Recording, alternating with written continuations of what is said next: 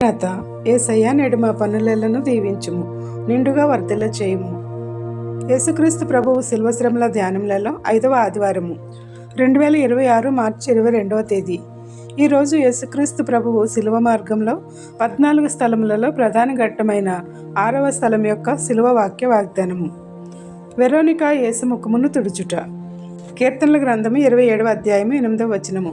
నా సన్నిధిని వెదుకుడని నీవు సెలవీయగా, యెహోవా నీ సన్నిధిని నేను వెతికెదనని నా హృదయము నీతో అనెను. ఆమెన్. ప్రియమైన దేవుని విశ్వాసులారా, వెరోనిక అనే భక్తిగల స్త్రీ యేసుప్రభు యొక్క ఎన్నో అద్భుతములను చూసిన పుణ్యాత్మురాలు. ఆమె యేసుప్రభువును సజీవులుగా ఉండగా ఆయనను నిజరక్షకునిగా అంగీకరించినది. ఆమె సిలువ మోస్తున్న యేసుప్రభువు వెంట వెళ్ళుచు ఆయన పడుతున్న బాధలను చూచి కన్నీరు కార్చింది. ఆయన కూడానే వచ్చింది. ఆ కన్నీరు హృదయం ఎంతో ద్రవించింది. యేసుప్రభువు సిలువను మోయుటతో కారుచున్న రక్తముకు చెమట కూడా తోడై సుందరుడైన యేసు ముఖము ఎంతో వికారంగా మారింది. అంతేకాక ఆ 2 ద్రవాలతో కనులు కూడా కనబడలేని స్థితి ఏర్పడడం చూసిన వెరోనిక ఒక తెల్లని వస్త్రమును ఇచ్చి యేసుప్రభువును తన ముఖము తుడుచుకోమని చెప్పినది. ఆమె ఎందుకు తుడవలేకపోయింది? యేసును ఆ రూపంలో చూడలేకనే తుడుచుకోమంది. ఆయన దేవుని కుమారుడు కనుక ఆయన తుడుచుకున్న తోడనే ఆ తెల్లని వస్త్రముపై యేసుక్రీస్తు స్వరూపము స్పష్టంగా ముద్రితమైనది. ఎంత ఆశ్చర్యము!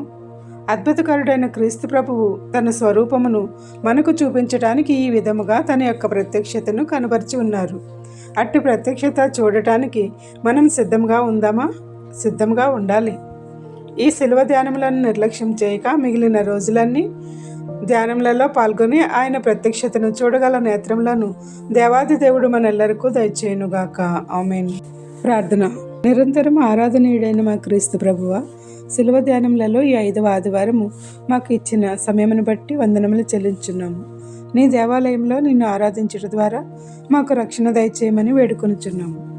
ఈ శిలువ ధ్యానములలో మీ యొక్క ప్రత్యక్షతను చూడగల నేత్రములను దయచేసి ఈ ధ్యానములలో నిన్ను మా హృదయంలోనికి ఆహ్వానిస్తున్నాము. కావున మమ్మలను, మా కుటుంబములను నీ సన్నిధిలో నివసించగల కృపలతో నింపుమని వేడుకొంచున్నాము. శిలువ ధ్యానములలో మాకు తోడై ఉండి ఆవాస ప్రార్థనలను దీవించుము. నీ పరిశుద్ధాత్మ శక్తితో నింపుము. ఇజ్రాయెల్ దేశమును కాపాడుము. ఈ యుద్ధం వల్ల గల్ఫ్, పశ్చిమ దేశాలలో చిక్కుకున్న నీ బిడ్డలందరూ తెలుగు రాష్ట్రాలకు సంబంధించిన వారును ఉన్నారు. ఏ అపాయము నీ గుడారంను సమీపించదనే వాక్యంతో వారిని కాపాడమని వేడుకొనుచున్నాము. వివిధ రకములైన పరీక్షలు రాయిచున్న నీ బిడ్డలను జ్ఞానముతో నింపి విజయం అనుగ్రహించమని వేడుకొనుచున్నాము. అనారోగ్యంతో ఉన్నవారిని స్వస్థపరచుము. వ్యాజ్యములలో, అప్పులలో ఉన్నవారికి విజయమును దయచేయము. పనులు, వృత్తులు, ఉద్యోగములు చేయుచున్న వారికి అన్నింటా విజయమునిమ్ము. పుట్టినరోజు, వివాహ వార్షికోత్సవములను జరుపుకొనుచున్న బిడ్డలపై నిండైన దీవెనలు కుమరించుము. బంధుమిత్రులను కోల్పోయిన వారికి ఆదరణ దయచేయము. ఈ పరిచర్య చేయుచున్న మమ్ములను దీవించుము. కావలసిన వెళ్ళ అనుగ్రహించుము. ఏ అంశం మరిచితిమో విడిచితిమో అవన్నీ నీకే సమర్పిస్తూ, తండ్రి యొక్కయు, కుమారుని యొక్కయు, పరిశుద్ధాత్మ యొక్కయు శిలువనాథుడైన యేసుక్రీస్తు తన స్వరూపమును నేరుగా చూడగల నేత్రములను ఎల్లప్పుడూ దయచేసి పరిశుద్ధాత్మ పూర్ణులుగా చేయునుగాక. ఆమేన్. ఇట్లా దేవుని సువార్త పరిచర్యలో మీ సహోదరి. Praise the Lord. God bless you. అందరికీ మరణాత.